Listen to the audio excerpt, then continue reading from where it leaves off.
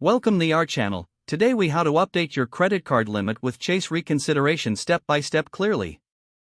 To begin the process of updating your credit card limit with Chase, ensure that you are logged into your Chase online banking account.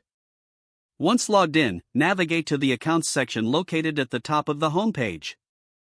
Find the credit card for which you would like to request a limit increase. Click on the specific credit card account to open its details.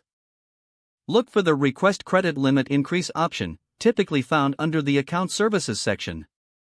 You may be prompted to verify your identity, so be prepared to provide any necessary information. After verification, complete the online form provided for the credit limit increase request. Input the amount you wish to increase your limit to, ensuring it aligns with your financial needs. Review your current income and employment details, and ensure they are accurate and up to date. Submit your request once you have filled out all the required fields.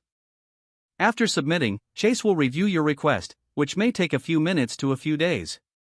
In some cases, you may receive an instant decision on your request. If your request is denied or requires additional review, you can initiate a reconsideration. Contact the Chase customer service number found on the back of your card to discuss your application.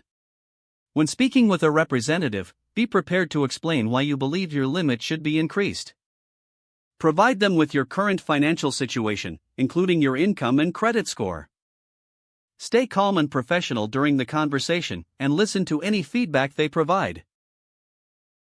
If necessary, ask if there are specific criteria you must meet for a potential approval.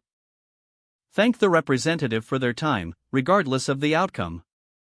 You will receive a follow-up notification regarding the status of your reconsideration request. If approved, your new credit limit will be updated in your online account shortly. Monitor your account for the updated limit and ensure it reflects correctly. If the page does not load, refresh the browser or try again in a private or incognito window. Make sure you are using the correct email address, then retype it carefully to avoid small typos. If your password is not accepted, use the reset option and create a new strong password you can remember. Check your spam folder for verification or security emails, then complete any requested confirmation steps. Enable two-factor authentication if available to improve account security and reduce unauthorized access risk. After signing in, review your profile details so your contact information and settings are accurate and current. Don't forget to like this video and subscribe to our channel for more step-by-step tech guides.